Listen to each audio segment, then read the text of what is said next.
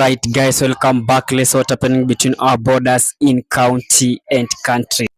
And all the great people of California, God is good. And all the time. Nisalimieni kwa hewa. Bwana Yesu asifiwe. Kenya hoi. California hoi. Asanteni sana watu wetu wa nyumbani. Mimi nimekuja kutembea huku. Kazi yangu ni fupi sana, ni kusikiza ground. Hapa California mnasemaje? Hapa California mnasemaje? Ati California mnasemaje? Hata hapa ni one time? Wow. Asante sana. First and foremost, let me take this opportunity to thank all. In case you are watching this channel for the first time, kindly please click that subscribe buttons, then allow the notification buttons to be on. Whenever you're producing a video like this one, YouTube will automatically giving you a notification. And to the subscriber, I really thank you and appreciate you for this support. All of you, the great people of California, for the warm welcome since our arrival to this great city on Thursday. You've really taken good care of us. You've made all the arrangements for us to be as comfortable as we are, and we really feel taken care of. Thank you so much for the love, for the care, for the compassion. We don't take it for granted. Again, thank you so much for taking time off your very busy schedule. I know this is a place where people work hard to come and listen to me. I alone had a discussion with Wazes. Pastor Dorcas had discussion with our ladies. And again, now we are here to talk about our country. And I really want to thank you for creating time to come and engage. We don't take it for granted. My leadership strategy for me to be effective and to be a good leader is part of the slogan of our party DCP, listen to Kenyans. I've made it a deliberate modus operandi that my leadership will be informed by continuous engagement with the people of Kenya, because those of us who are elected into office, those are our employers. And it's only wise to listen to your employer, because the employer is always right, and what he or she wants happens. So in my case, as a leader in Kenya, I am quite informed that for me to succeed and to be a leader worth my name, I must continuously listen to the people of Kenya so that I align my thinking and my programs and my leadership with what they want. So I came a month ago, and I've been around various states, and I'm here in California. And I want to say that I've had very meaningful engagement with our people here in the United States. And I'm a wiser person. I'm not the way I came. By the time I go home back, I'm a better leader. I'm a wiser leader. I've learned so much by listening to Kenyans. I have seen so much. And I must tell you, you guys are great people, that you have come to a foreign land and stamped your authority by succeeding. You are having businesses that are very successful. Where you are employed, you have made impact. Tafadhali mujipigie makofi. Pongezi. And that encourages me that much as we are having problems back home, all is not lost, because our greatest asset as a nation is a human resource at our disposal. And if you guys have succeeded here in the United States, where things are working and systems are right, it takes clear to everybody that if we get working systems at home, things too can work. And I'm looking for that partnership with you where we can work together and fix our country, because at the end of it all, east or west, home is best. And you didn't leave Kenya because you hate Kenya. No. You are not here because you hate home. No. You came here to look for greener pastures and to expand your territories and to look for opportunities that were not available back home. If those opportunities were available back home, you'd be at home. And therefore you have a duty, and I've heard most of you tell me, you like to come back home and help us grow our country and build our economy. But it's only fair that as you come home, you cannot leave a working system to come to one that is not working. So it is in your interest that we fix our country. When systems are working at the right time, you can come back home. And we are offering a different kind of leadership, a different module of governance to right what is wrong in our country and to make sure that things are working the way they work here. And that is why I have had this continuous engagement. Before I explain to you what I think we can do together as our people from the diaspora and we as a new administration in Kenya for the benefit of our country, let me first bring you to speed of what is going on back at home. I'm sure you know quite a bit of what is going on, but probably you have not had the benefit to hear it from an insider who has been in government and somebody who also talks to many people every day to analyze situations and what is going on back home. What is going back at home is that the president we elected, most of you, ourselves, we campaigned for him, has turned against the people of Kenya and become a dictator who cannot be told by anybody, and he's running down the country and nobody can talk to him. And he has compromised the opposition. He has captured Parliament and Senate, and there is nobody to hold him to account. And since nature abhors vacuum, our young children, the Gen Zs, filled that space and became the opposition in Kenya and said, no, what is happening is not acceptable. It shouldn't happen, and it's within the constitutional right, freedom of speech, freedom of expression, to say no.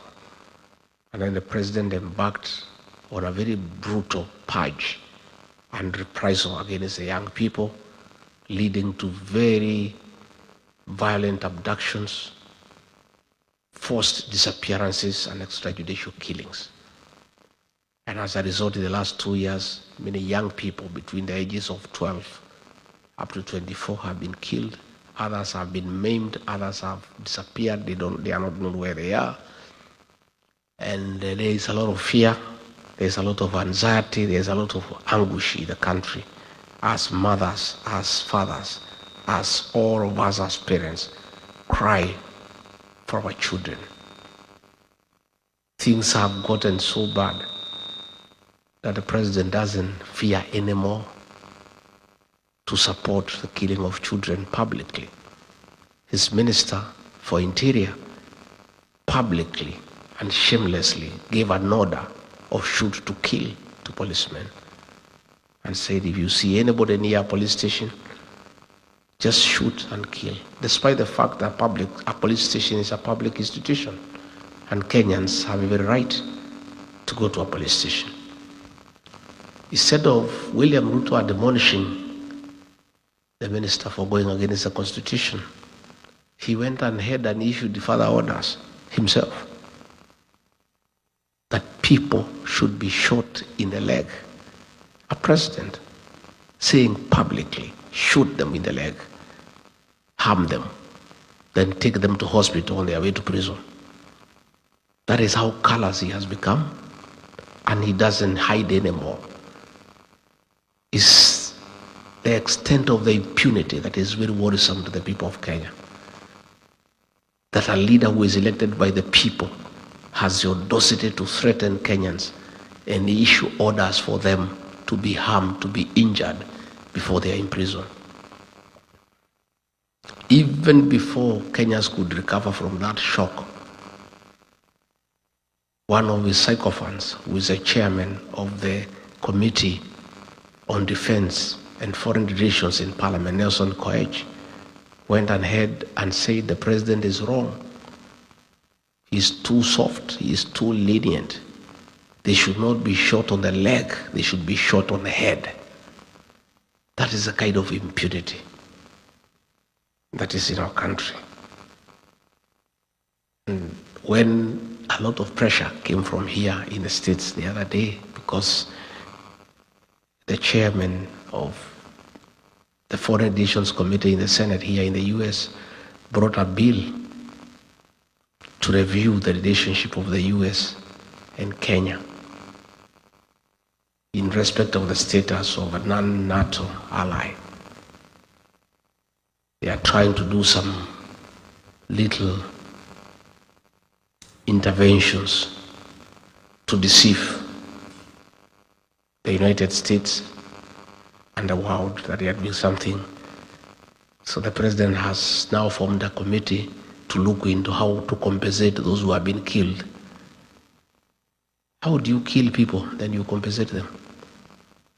What he should do before he can talk of compensation is first stop the killing and recite his order of shooting the leg and recite the order of Kipchumba Murkomen of shoot to kill before he can even talk about compensation. Fine, it is in order to compensate families that have lost their children. But it is immoral to kill children and then compensate their parents. Why don't you let them live? Let them live. You don't have to compensate them. If they are leaving you, there is no need for compensation. So the president needs to admit liability, apologize to the parents and to the people of Kenya, recite his order on shooting the leg, countermand his minister on shoot to kill, then we can discuss compensation. But you cannot pretend you are compensating people who have lost their children and you have not yet recited the order that you gave for them to be shot. It's double speak and it's not genuine. Again, back home, he has messed the healthcare system.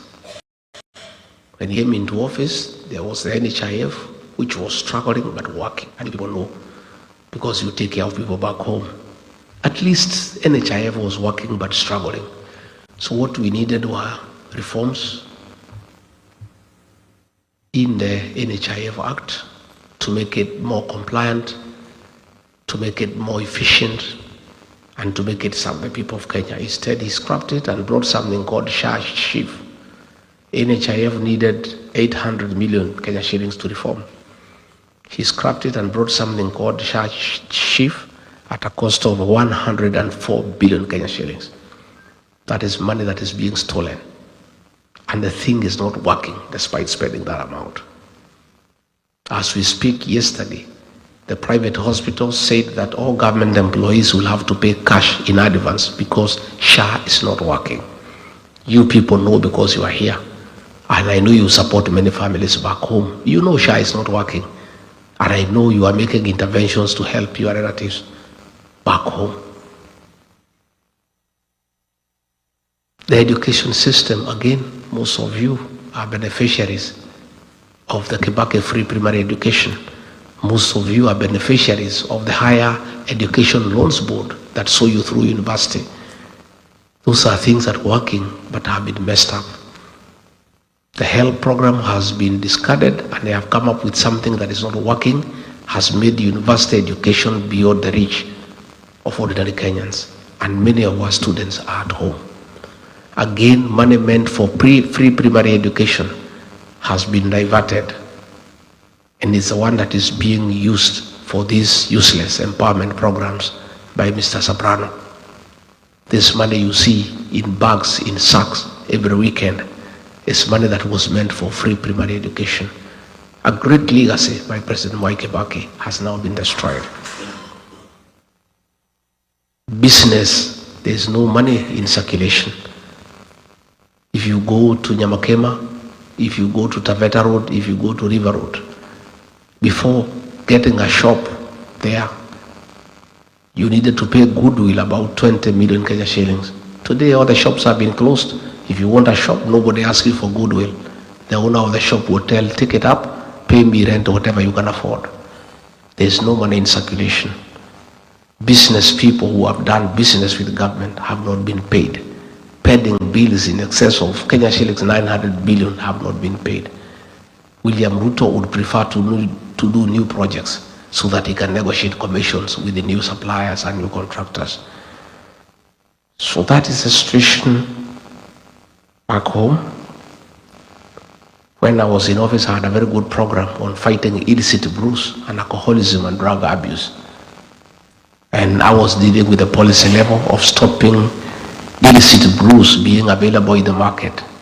And we had succeeded in getting our young people back home to start families and to be productive. And Pastor Dorcas would deal with the ones who are already addicted by having rehabilitation programs. All that was sabotaged. The illicit brews are back. Our young people are in the trenches and in the drainage, drinking and destroying their lives. There's nobody to deal with the ones who are addicted, to assist our children who are suffering from drug abuse. So in a nutshell, we have that challenge, but the Kenyan people have realized their mistakes. We were deceived and duped in electing a man who came with the Bible and said he is born again. They trusted him. He said he'll put money in their pocket. Instead of putting money in the pocket, he removed the little that was there. Nothing works. The country is almost grinding to a halt. They are saying that I'm here in America talking ill of my country. I'm not talking ill of my country. I'm just talking the truth. And I'm not saying Kenya is bad. Kenya is a beautiful country with good people, but we have poor leadership. We are here talking about poor leadership. We are not castigating Kenya as a country. That is our country. And we are only talking because we love our country. We are saying the problem of Kenya is not Kenya. It's not Kenyans. It's not the air. It is poor leadership, and that is what we need to fix. So the Kenyan people have made an informed decision that the Constitution allows the president to go up to 2 terms. The first term, 5 years, which is a contract, is a social contract with the people of Kenya, subject to renewal on performance or termination on non-performance, period.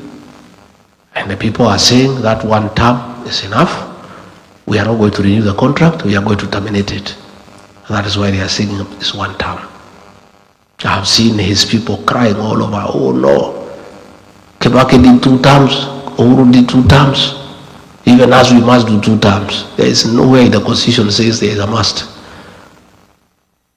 It is subject to renewal or termination on performance or non-performance.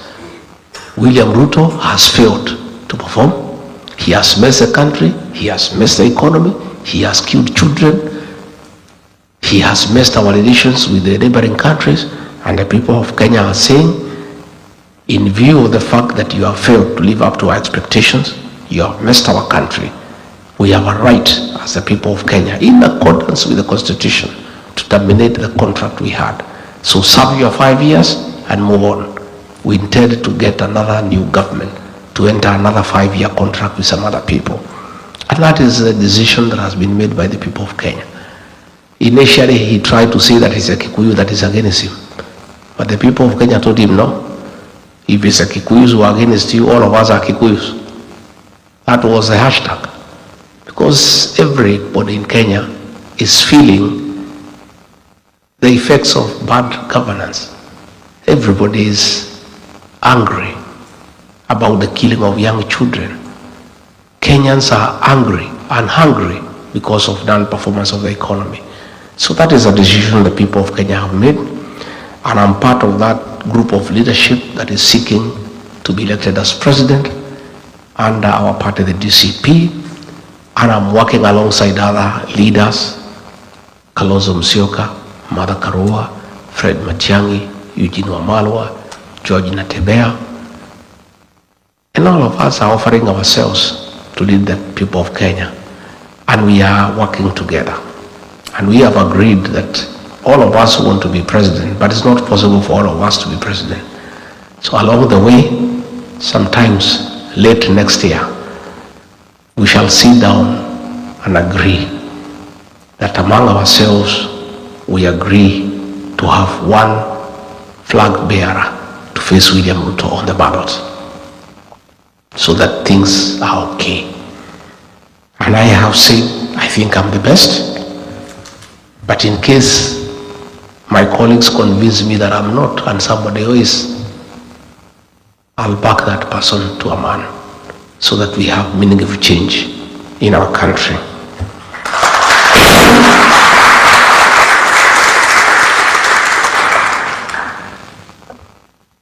I have come looking for you people, first and foremost, to appraise you on what is going on home and to ask you to help us. Because you must, because you are part of Kenya. I know you are as disturbed as we are about the killing of children. I know you are as concerned as we are about bad governance. I know you are mad at the corruption taking place in Kenya. I know you disagree 100% with the misappropriation of funds for personal aggrandizement. We therefore want to partner with you because you have a lot of influence back home. And I want to appeal to you to talk to people back at home and ask them to register as voters and join us in electing a new government that will respect the will of the people, that will create good governance structures, and that will bring prosperity to the people of Kenya. Utatusaidia nyumbani? Again, I want to seek partnership with you because you are important. It's true, Walubengo, that pastor was saying that you guys are useless, nobody needs to talk to you. Those are Ruto psychophants. He has a big choir called Praise and Worship. People who just praise and worship him. They thank him because there is sunshine. They thank him because there is moonlight. They thank him for the air we breathe, although he has nothing to do with it. It's a psychophants. And they have been ignored by the people of Kenya. Don't even think about them. Nobody listen to what they are saying. You people are critical. And you are a serious partner of any serious administration that wants to succeed. In the following manner. One, in the 1970s, cost number one foreign exchange earner. In the 80s, tea became the first, the best foreign exchange earner for the country. In the 90s, it was overtaken by tourism. But as we speak today, it's not coffee, it's not tea, it's not tourism. Remittances from the diaspora are number one foreign exchange earner for our country. And you guys are a serious partner in our economy. It is the money that you send home that we use to pay our public debt. It's the money that you send home we use to run our embassies. It is the money that you send home we use for importation of goods. For any country to succeed economically, you need a very strong partnership with the diaspora. You know, for those of us who rear some dairy cows, the dairy animal, the dairy cow, if you want milk from it, you must look after it. And you must make sure the cow is happy. You must give it hay, you give it lucerne, you give it dairy meal. In fact, nowadays we are giving them mattresses to sleep on so that they don't feel cold. And some people have even become very imaginative. You play them country music, Ken Rogers and Don Williams, so that they give you milk. The diaspora brigade is the dairy cow of the Kenyan economy. We must look after the diaspora people to agree to inject their money into our economy. And your money is huge. If we have programs to give you incentives to invest your money back home, we don't have to borrow money from other countries. Your money is enough to run our economy. So I look forward to a partnership where we shall agree with you people how we give you incentives to bring your money back home. We want you to come and start factories. We agree, we give you a tax holiday for several years, that there is no taxation if you set up a factory, so that you can create employment home and expand the tax bracket. We want to agree with you if we can have a diaspora bond where we can have a special interest package where you bring your dollars home, you earn a certain interest rate much higher than the country where you have come from. There are many things we shall discuss. And I don't understand what is wrong with Ruto. When we need your money, when I'm here, I think early in the week, the central banks issued a circular that they want to go to homes where you send money and talk to your mothers and your uncles and your brothers to find out how much money you send them. You know, you guys have already paid tax and you are helping your mother because the hospitals are not working. You are helping your brothers because the education system has failed. Yet the president now is asking central bank to go to homes and to get data on the money that you send home. Tell your mothers and your fathers and your brothers that that is illegal. They should not divulge any information to anybody. If William Ruto wants to know how much money you send home, he should come here and talk to you.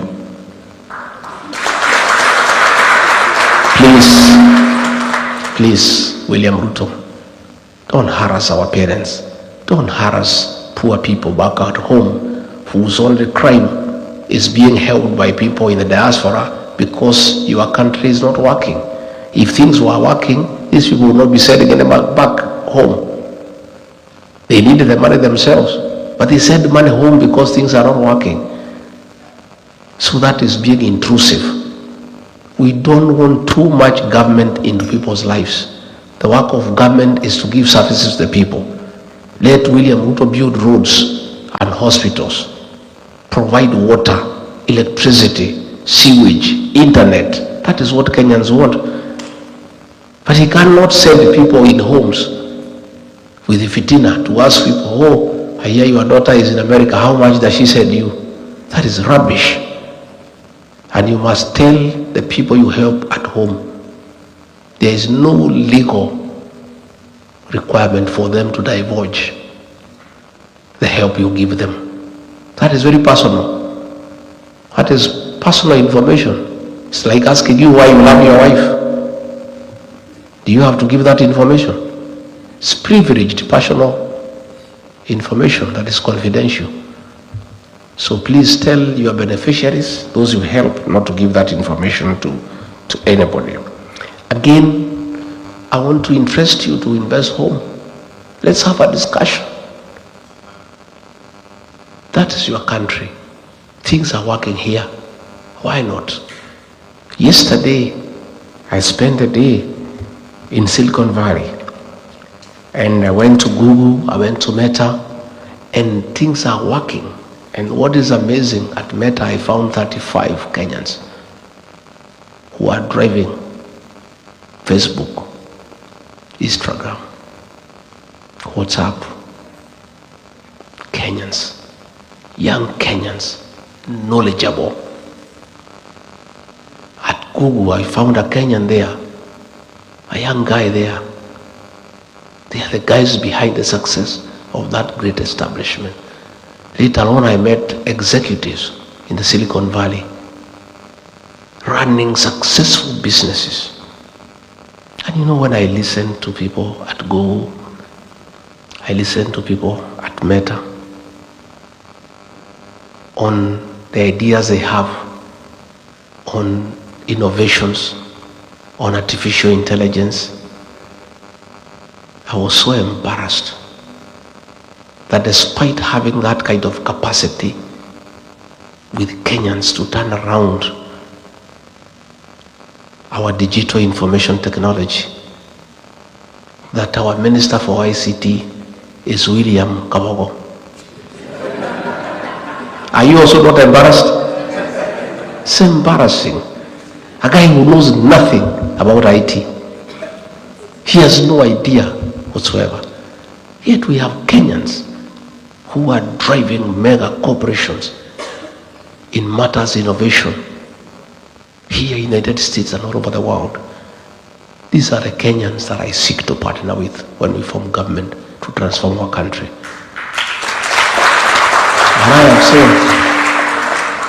And I'm saying on a very serious note, you guys have demonstrated capacity to succeed in a foreign land. I want you to help us transform our country like the way you have done it here in the United States. All we need to do is to give you the opportunity. And you have a proven track record of success. Our embassies here abroad, we must ask you guys to help us run them. As somebody who has lived here in the United States for 30 years, a CEO of a company who has worked all over the states, has the necessary papers, PhD, masters. That is somebody you can give the embassy in Washington to learn. And that person knows everything. They know what Kenyans want, what challenges they are facing. They know these Americans, for them to attract them to invest at home, what they want, how to handle them, because they have been here with them. You go to Kenya, an ambassador is appointed for 4 years. You get a politician, you appoint him ambassador to Washington. The first 1 year he comes is to look for a house, run and learn to know the streets and to know his way around here, and look for a school for his children. 1 year is gone. The second year he is trying to make friends with the Americans and the Kenyan people. A year is gone. The third year is to sit down to say, now that I know friends and networking, what can we do? He spends the whole year to do the plan. Then the fourth year is done, his record. But you guys, if you are appointed on Monday, on Tuesday you go and start working. You know everything. You know everybody. You know what needs to be done. So it's something that I want to do. Get the people out there to run our embassies on behalf of our country.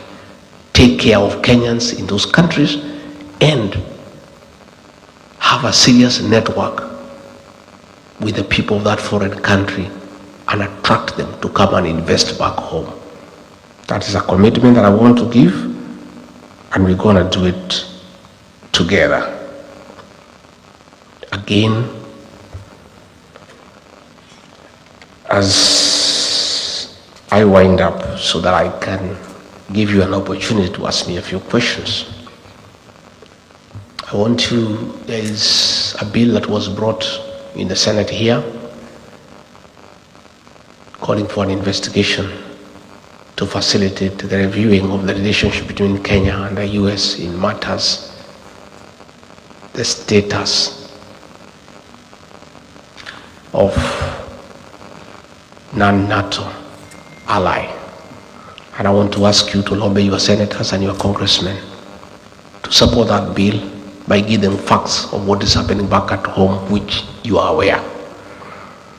I've seen people back at home trying to blame me because of that matter that has been brought to the Senate. I did not bring it. I'm not a senator in the US. They are directed their anger at me. All manner of accusations. I did not bring the matter, but I support it because the issues that have been raised by the Americans is the issues that I raise every day. The issues of extrajudicial killings, abductions, the issue of interfering in Sudan by working with a terrorist group called RSAF, the issue of working with ALSHABAAB. Those issues were brought by the Americans. And all I said is that Kenyans should support by giving information to the legislators here to enable America hold William Ruto to account. And I did ask the Americans not to impose sanctions on Kenya because Kenya is innocent, but to apply sanctions against William Ruto as a person so that he can be brought to order. So I found a member of parliament from Mandera there in parliament making a lot of noise, saying that I'm against the people of Mandera. I have nothing against the people of Mandera, and he should not drag the people of Mandera into the challenges William Ruto is facing with the American people. Nowhere did anybody say that the people of Mandera have committed any crime against anybody. What we said is that the Americans are saying William Ruto met some bad people in Mandera. If you meet bad people in Mandera, it does not mean that the people of Mandera are party to the meeting that you had. So I also saw the senator trying to say that we have a problem with the Somali community because we are asking that William Ruto be held to account. Nobody has any problem against any community. The Somalis are part of Kenya, and they are a very serious community that has done a lot in the transformation of our country and the economic development of our nation. They are very serious drivers of our economy. They are very aggressive in business. So the senator of Mandera, don't drag the Somali community into the challenges facing William Ruto. It's William Ruto who is being told to account by the Americans for his activities with the terrorist organizations. The people of Mandera, the Somali community, are innocent and have nothing to do with it. And by the way, I want to tell the politicians there in northern Kenya, if you want to defend William Ruto, defend him. But don't try to create a wedge between us and the Somali community, because we have nothing against them. They are part of Kenya, and they too are telling us they are suffering just like the rest of Kenyans. And doesn't mean because Aden Ware is eating, the Somali community are eating. They are also complaining of marginalization. They are complaining of bad economic times. In fact, the Somali community, more than any other, has really borne the brunt of extrajudicial killings and forced disappearances for a long time. So let nobody try to create a wedge between those opposed to William Ruto and communities. Let William Ruto answer the Americans for what he has done and what he has not done. I saw the Minister for Interior saying that we should be asked to help in investigations in this matter. We cannot help in any investigations because the Kenya government has not initiated any investigations against William Ruto. The people who have initiated investigations is the American Senate. So if there is need for us to help in investigations, we'll help the American Senate, not the Kenya government, because the Kenya government has not initiated any investigation. Number two, the Kenyan government cannot investigate William Ruto because those policemen work under him. And all the things he is doing of killing people and abducting people, he is doing with the very police. So there is nobody stupid enough to go and report William Ruto to the Kenyan police. Nothing will be done against it. So whoever sees, please don't sell fear to us. You know we cannot buy. In any case, it is the same CS who said that when 5 chiefs were abducted by ALSHABAAB, he said that they will go into negotiation with the ALSHABAAB to have them released. How can you negotiate with people you do not know? And since they were released after negotiations, the CS Interior knows much more than anybody else on who are the leaders of ALSHABAAB, because he said publicly that he'll initiate negotiations for the release of the 5 chiefs who were abducted.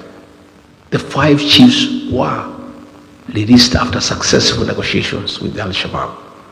So the CS Interior knows whom he negotiated with. So if he wants information as who are the leaders of ALSHABAAB, he is in a better position to tell the people of Kenya and the world and the Americans, because he has already had business with them that has been successful. So please, the Americans have asked the questions. I'm not the one who has asked. If I'm required to help, the things I know on the issues in Sudan, the dealings with RSF, I'm ready to help. But the Americans, not the Kenyan government, because the Kenyan government has not raised any issue. They are comfortable with what is happening. And you know, I see people threatening other people. I've seen that fellow called Soprano issuing a lot of threats every day. Oh, mimi ni fire, mimi ni noma. Oh, don't push me around. I want to tell Soprano to take time to read Wallace Feinka.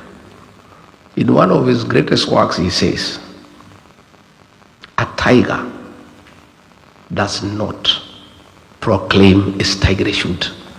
It pounces. So, if you are what you say you are, act. Don't keep on threatening. You know, that's what Olesenka says. A tiger does not proclaim its tigerhood. It bounces. So please spare those threats for other characters. Rigiji is beyond threats, and you know it. And we must speak for the people of Kenya, because if we don't do it, there will be no country. You have compromised Raila Odinga, you have bought parliament, you have bought Senate. If you succeed in silencing us to talk for the people of Kenya, who will speak for the people of Kenya? I cannot be intimidated. The Gen Zs cannot be intimidated. We'll continue to speak for the people of Kenya for as long as it takes, until we are able to remove this government from power and get another government that is responsive to the needs of the people of Kenya, that respects human rights, that has good governance, that is accountable and transparent, and a government that is prepared to be held to account by the people of Kenya. And in the parting shot, I want to ask the UN Security Council to take note that Kenya is an anchor state that has played a very significant role in the Horn of Africa and ensuring there is peace and stability. And the American government has worked very closely with Kenya in supporting anti-terrorism activities with finance and intelligence. We want Kenya to remain there. We want Kenya to continue playing a very important role in stabilizing the Horn of Africa and the region. And the problem is not Kenya. The problem is the leadership. So the UN Security Council, the United States, they need to deal with William Ruto so that Kenya is preserved to continue playing that important role as an anchor state to ensure there is peace and stability in the region. But when we get a reckless leader who is interfering with the affairs of the neighboring countries and working with those opposed to those governments, that is why Kenya's name is being cast in bad light. So, mimi nimeshukuru sana. I have said many things, and nataka mniulize maswali ndio niweze kujibu.